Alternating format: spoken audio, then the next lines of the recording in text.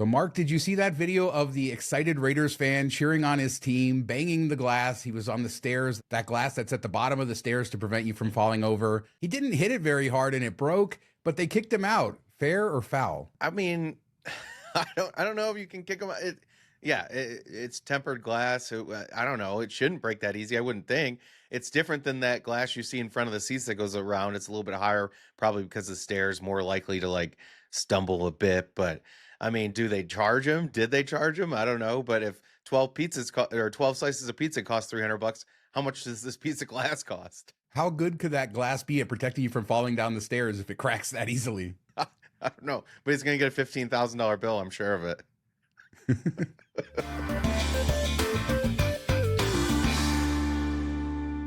So after 100 shows and a couple years, Adele has finished her residency at Caesar's Palace. She said the only thing left to do in this case is move on. These 100 shows have been so easy to love. They were all completely different because I got to really be with every single person in the room every night. Doesn't sound like Adele wants to come back to Vegas anytime soon. Yeah, I think she was held to the contract. I mean, I had forgotten about what happened when this all first started rolling out. Remember, she canceled the shows last minute and we weren't sure if it was going to happen and there was big fights and everything. So everything worked out. Everybody seems to have loved the shows and she put on a great performance. But I wonder if there's still some animosity there. You don't forget about that type of stuff. She did add shows along the way. So, I mean, I guess we can read into that it did okay. But yeah, she's basically talking about how she went through a phase of her life and this was a phase of her life. And now she's in a new spot. And obviously she's a very in-demand artist and she has to tour and create new albums and all of that. So we wish her the best. And, you know, I'm sure she'll be back in Vegas at some point. Usually they're back in Vegas when you're pretty much done and you have that full catalog and you can lean on it every day. This is like a unique period in Vegas time where we're getting people like Lady Gaga, Adele, Katy Perry kind of in the middle of their prime, which is unique and cool. And yeah, I wouldn't be surprised if she comes back. It sounds like this was a tough period of her life and this show kind of helped her get through it. So that's kind of cool. Definitely. And Caesars, they need to step up. This is a big loss for them as far as their calendar goes. They have been filling things here and there. We talked about the Killers, but yeah, they need that big name to draw people there. So we'll see what they do. So we're in the business of public service announcements here at MTM Vegas. And we talked in a couple shows ago about the guy getting his Rolex stolen. And now, yeah, it's even worse at Live nightclub at Fontainebleau. 4 people have been arrested for allegedly stealing over $500,000 in watches in 2 separate events. Basically, rich guy in the nightclub with his fancy watch, surrounded by a group of people. Somebody picks it off of him. They figured it out through surveillance and then arrested these people. Don't bring your expensive watch to Vegas. Yeah, but I mean, they're going to. It's just if you're rich and you like flaunty things, you're going to wear them. So this is going to keep happening. But yeah, I don't know. Like, where do you wear the watch if you don't wear it in Vegas? But also, don't bring it to Vegas. Don't wear it when you're walking around the streets. But you know, wear it when you're going to a dinner at a nice place, type of thing. But that kind of defeats the purpose of this. And I'm not big into watches, so I didn't know anything about these. Looked at them. They're kind of crazy. Like, definitely not something that you would use to look at and tell the time. More like a art piece that you're walking around with. So, I mean, kind of kudos to the 4 thieves that they knew what this was and where to look for. I don't know. I'm kind of impressed by that. Yeah, these are Richard Mille watches, both of them. So clearly they were targeting a specific kind. It makes you wonder how often people get off with pickpocketing $5,000 watches, $3,000 watches, stuff like that, where people probably aren't going to the police or they're not going to pursue it in such a way compared to a $400,000 watch. Yeah, but also, like, you know, if you're stealing like a $5,000 Rolex or 10,000, there's many of those, but these seem a little bit harder. Like, how are you going to fence this? How are you going to sell it? Won't people be able to tell that, you know, this is the stolen watch? It just seems like it adds more eyes to things and makes it more difficult, you know, so don't get too greedy. I don't know. Are we having like a session for robbers and stuff? We always say, don't go back a second time. Just be smart. Like, take your one win and get out of town. I don't know. It's just funny. Yeah, it seems like going back a second time is hurting them. But don't forget, surveillance exists. It's really good. They can find you. We saw that casino robber get tracked all through the surveillance, all through the city. Yeah, so crazy stuff. Don't commit crime. I think that's the moral of the story. True.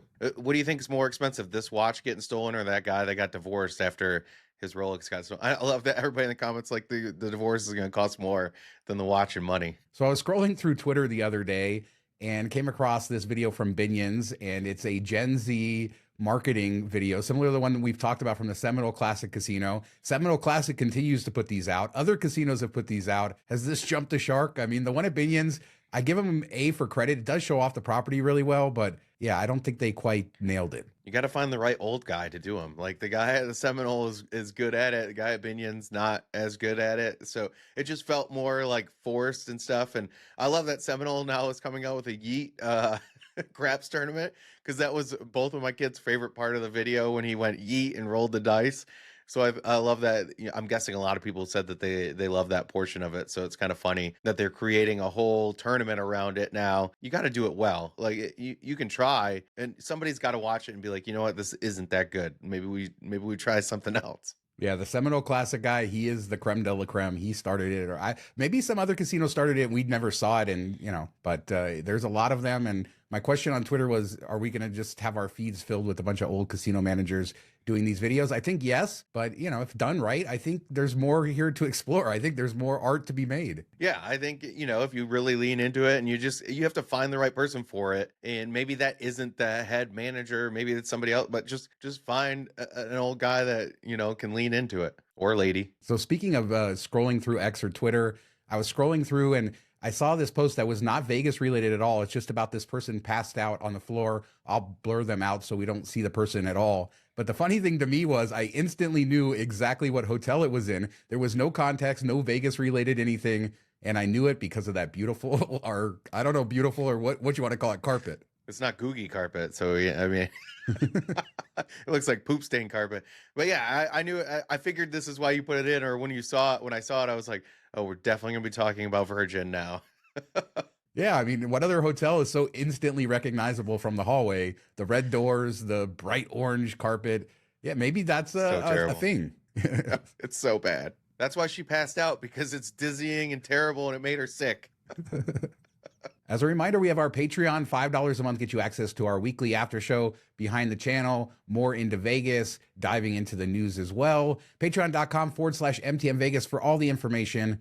Thanks to everybody who supports us over there. And thanks to our top commenters. We wanted to do a shout out to our top commenters, showing them on the screen. Fred, Farview, Blue Boy, Lillian Leiber, Ramson Dodge, I think. But thank you to all of you and to everybody who comments. We get so many comments on every video. And you all really like the extra long video that we did on the last show with the F1 show. Not sure we can pull off that every single show, but it was fun to make. Yeah, and I want to give a special shout out to Fred, because I think he's been there since like day one almost, and he always thanks us every single episode for the video.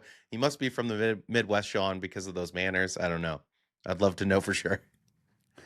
We appreciate every commenter, though. We really do. And many of you, we can now see if you're subscribed or not. Many of you who comment are not subscribed. So please take this moment to subscribe. Help us grow.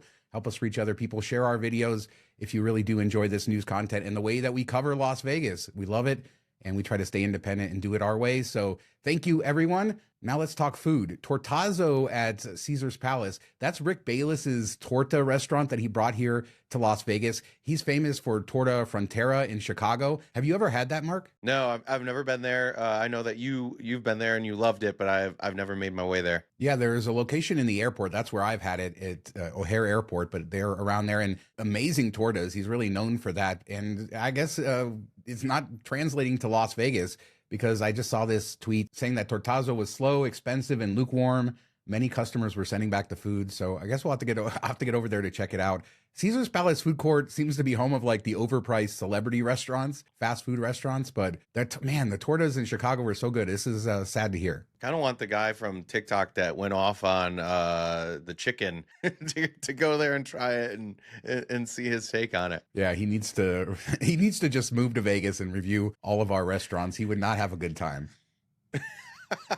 At least all the food court. Just go around the food. What if we had like a ranking of every food court restaurant on the strip? That'd be kind of crazy. I think we briefly mentioned on a previous show that Aria's food hall had raised prices like last week or 2 weeks ago. Well, it was just for the race, apparently. I see if I can find this. I didn't have it in the rundown, but I came across this where the prices went back down. So basically they did surge pricing for the race, which is just terrible. All the comments we get on the show about like how Vegas is just all about the money and I don't want to go back because it's terrible and all that stuff, I think it's definitely overblown. But these are the type of things that you do to people, and it just ruins like the magic of it. I mean, come on. You don't need to raise prices of your food for a weekend. You're already getting, busier than normal because of it. Just be appreciative of that. So staying on the food scene and staying at Aria, Din Tai Fung, you went there. I've eaten there in Taiwan, where it's originally from. Amazing soup dumplings, all kinds of food. How was your experience there? I know you dined with a few friends. You guys had a decent variety of everything. Yeah, we kind of just did like a table order. So we ended up getting like 6, 7, 8 dishes, something like that. So I got to try quite a bit of different stuff, and it is a bit difficult to get in. I would suggest getting a reservation. Otherwise, you need to walk up and get a spot in line, which can take an hour, a couple hours. So if you have like some type of thing that you need to be to, or you want to get in there at a certain time, definitely book it ahead of the trip. Luckily, I had gotten up and like noticed that it opens at 11 a.m. and a spot had opened at 11:15 to get a reservation. So I think somebody canceled last minute. So there's another thing. Check in the morning of the day if you didn't get one early. You might get some cancellations. But beautiful space. The food was great. You order everything, kind of like a sushi menu where you like check boxes, put how many you want, and then they bring it out in waves. It's not in any type of semblance of appetizer, main course, any like that. It's just whatever they get done when they get done. They bring it out, and everything was really, really good. In my opinion, soup dumplings may be the greatest food in the world. I love them, and they are amazing at Din Tai Fung. There are some other great soup dumpling spots around town, so maybe I will talk about that. Aria's Din Tai Fung, the big downside obviously is the cost. It's significantly more Yeah. expensive than other locations, even locations in like Southern California. About twice as expensive last time I looked is what I paid in Taiwan, but so delicious. I noticed you had the pork wontons. I had the spicy shrimp wontons, which were among my favorite things I've ever eaten. How are the pork wontons? Yeah, we got the spicy ones. Those were really good. We got the soup dumplings, pork soup dumplings, which were awesome. Very similar. I talked about a soup dumpling place in Orlando on our travel channel, and very similar actually, but Orlando was a bit cheaper. But yeah, I think they both were kind of on the same level. My favorite thing was a spicy ramen, like just noodles and the spicy sauce, same spot sauce that's used on the wontons, and I really, really enjoyed that. So here's a pro tip I read when I was in Taiwan. The sauce from the spicy sauce from the wontons and stuff, if you put it over the fried rice, oh, it's so delicious too. So all kinds of Din Tai Fung. It's great. Love it. The food's there. And I'm glad I still haven't gone to the Vegas location. I probably should. The price has always kept me away, but those soup dumplings are so good. There is a spot in Chinatown. I'm forgetting the name, The but I'll best throw town. the We're gonna talk yeah, about I'll this throw the later, video but up it's the of the name right now so people can see that we've gone to. It's a little cheaper, but it's still pretty expensive compared to elsewhere. But I've gone there a bunch of times and really enjoy their soup dumplings as well. One of the things about being a gambler is the pain, Mark. I mean, sometimes it just hurts, and there's no way around that. yeah. The wins, you get that great sense of exuberation, and the losses, they hurt so bad. And there was this video from Circus Sports about Circus Survivor. He's watching a game where it comes down to a last minute field goal, and the field goal is The missed, but you Commanders. can see this. I messed up the name of the team 3 different times. That's the behind the scenes here. Yeah. But you can just see the excitement as they get this big play, and then as the kick happens. And I guess this is going to cost them over $150,000. I guess moving on in the tournament, each place is worth more money. I'm trying to figure out exactly why it cost them $150,000. There are payouts for spots 1 through 100, and I think there's 54 people left at this point in the tournament. But man, that look on his face, so much pain. Yeah, it was a crazy game. And, I have a buddy that's a Commanders fan, and Sean called it Washington football team and the name from the 90s. We were all over the place in the recording. We were going back and forth as that was happening. And how do you give up like I think it was an 80-yard touchdown, playing prevent defense with like 20 seconds left, unheard of, kind of crazy. And then you miss the extra point. Oh man, it's just kind of terrible. Tough way to lose. But I wonder, like, when you get to this level of it where you're in the money, do you just hedge every single week and make like a very large bet on the other side of the game, and so at least you walk away with like that chunk too? Because if you work your way up, you're in the millions of dollars. So maybe you throw like $5,000, hedge it. I don't know. I'm sure there's some type of math, the best way to do it. But would you do that? I think I would. Yeah, it's interesting. I don't. I think what I would do is they have that prize for the person who does worst. So maybe I would try to be the worst person. That's probably just as bad, right? That's just as hard as being the best, right? Well, is that like the person that just doesn't show up the first week? I don't know. I saw on Twitter somebody did not get their bet in for this week or their pick in, and they have to use proxies because of stupid laws or whatever. They should be able to just pick it online, but I'm guessing gambling laws or whatever. So I don't know if it was their proxy got hurt or whatever. I'm like, oh man, how stressful would that be? You booking a last minute flight to get out there in time, or what happened exactly? But it's kind of crazy to get this far and just let it go away with no pick. Yeah, it's insane. It's so far into the tournament, and yeah, they lost. If you don't make your pick, you lose your space. You basically lose. It's terrible. I saw so many people share the pain that they shared with this guy. I hope he has better days this week. A great Thanksgiving. Happy Thanksgiving to him. So we talk about Chinatown a lot. We talked on the last show. People should go, if you haven't watched our last show, all the bars we went to, a lot talking about F1 and just being in town during that, not just the race itself. But Chinatown has really grown. But we have these cultural districts. A few years ago, they passed this law to allow them to create cultural districts. The first one was Little Ethiopia, which is located between Twain and University Avenues. It has more than 70 Ethiopian businesses. And then this one for Filipino Town is proposed. That's going to be a 1.2-mile corridor on Maryland Parkway between Desert Inn and Flamingo Roads. I guess there's a lot of Filipino-owned businesses here. Tons of Filipinos live in the Las Vegas area, and I think it's cool to have these little cultural districts. Yeah, I think that's fun. Anywhere you go, any major city has very similar things. So I think it always is unique. You can get food that feels more authentic or more where it came from versus just going to a Filipino restaurant in the middle of nowhere type of place. I feel like it adds to it. Like the market that they're buying their goods from is going to be Filipino based, and the cooks are going to be Filipino based. So you get like more of that feel to it, and a lot of times even like the community, the surrounding area kind of mirrors that, or the design and everything leans into it. So I always enjoy this. But yeah, like we said earlier, Chinatown is the best town in Vegas. If you haven't been, go. The best strip malls. Best strip malls in town, baby. Vegas is growing up, though. Cool to see this. They still have to pass it. The county board, it's now just a proposal, but hopefully it does happen. So you went to Atomic Golf as part of your time in town as well. And that is the golf venue, very similar to Top Golf. It's located at the Strat, just on the edge of the Arts District, north end of the Strip. And we've talked about how they've struggled, and it's very slow, and they're really, in the summer it's so hot in those bays. I imagine in the winter it's very cold and windy too.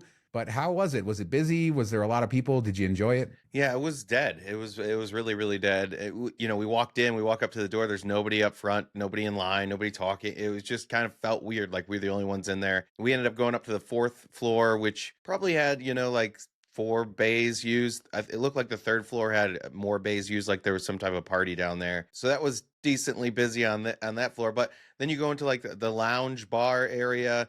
Not one person in there. They have the craft beer, which I know we've talked about the craft beer bar. It's like one of those things where you get a card and you scan and you pick, by the ounce and stuff. That was on the third floor. Nobody was using it, which is also weird. I'm like, hey, where's the craft beer list? And they're like, oh, we have to give you the thing and you have to go down there and do it. I'm like, well, that's kind of annoying. Like if I'm getting service, can I just order what I want from it? I don't know. So that's a little bit tough, but it was a really cool space, and I wish it was doing better. We had a lot of fun. It was $99 for 3 hours, which is a really good deal, I thought. Quite a bit cheaper than Top Golf. I've been to Top Golf, not the one in Vegas, but other ones. I thought this was like a little bit step up from the Top Golfs I've been to. But as we've talked about on the show, the Vegas one has like a pool and more like a locals party vibe in that area and stuff. So it's a bit unique. So maybe that's a bit better. I know the view's better. And that's one of the drawbacks is it's going into the sunset, as people have said, and you don't really see anything.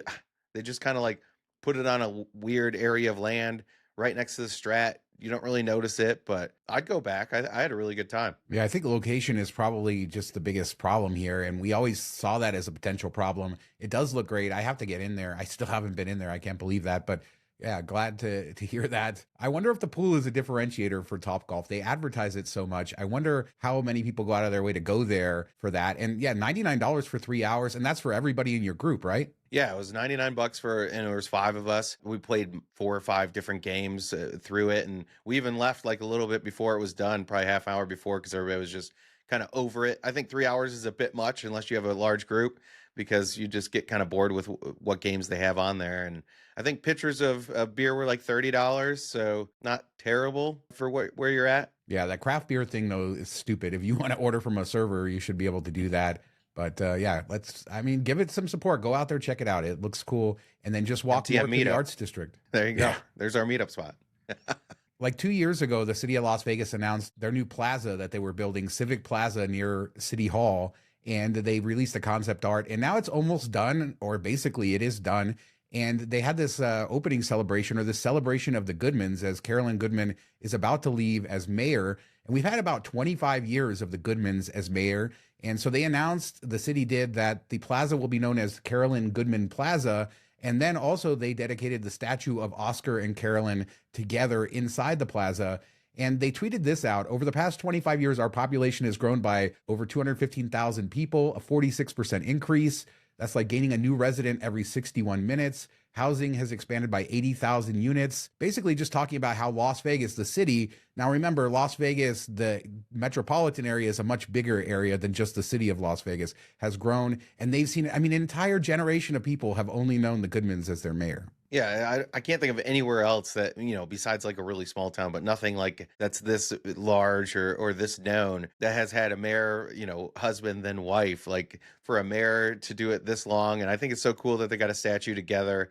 It's so unique and something you wouldn't see anywhere else. I'm just glad it looks a little nicer than the Dwayne Wade statue from a few weeks ago. You mean the one of Morpheus from Matrix? I don't know how he didn't just like leave at that point when they unveiled it. They had to have shown him ahead of time, or somebody had to have looked at that thing and been like, you know what? This looks terrible. It looks like Lawrence Fishburne. I don't know. Yeah, it is a crazy statue. But Carolyn and Oscar, they are Vegas. We love them. Oscar Goodman's such a character. The mob attorney, to being in the movie Casino, to becoming the mayor with the showgirls on his side, to Carolyn becoming mayor and making her own voice and just really leading the city. And I think, even though she's just the mayor of the city of Las Vegas, the mayor of the city of Las Vegas is really kind of representing this entire area, even people like me who don't live in the city of Las Vegas. So yeah, shout out to them. The Civic Plaza looks great. The city of Las Vegas doing it right for the Goodmans. Yeah, I thought that's going to be a nice green space. Vegas area can always use a couple more green spaces. So it's going to be beautiful, awesome, good for them that they have that. And it's cool that a lot of times they do statues and stuff like this after somebody passed away and they get to experience it. So I'm excited for that. So let us know what you guys think about anything we talked about today. Expensive watches getting stolen at Fontainebleau, the Goodman statue. Anything else we discussed today in this show? Sean can't come up with the right name for a football team. Hey, at least I said the one in the middle, the obscure one. I like to go with the obscure one. But leave a comment on everything we discussed. We do 2 shows a week, Tuesdays and Fridays. We'll be back in a couple days with another show. Thanks so much for watching. I hope you had a great Thanksgiving. Talk to you next time. Have a good week, everybody. Have a good weekend. Hopefully the Lions won. You gotta try. No, it wasn't the Commanders. The Commanders. You said Washington football. Well, didn't they change it to that temporarily? They were the Washington Football Club for like a minute.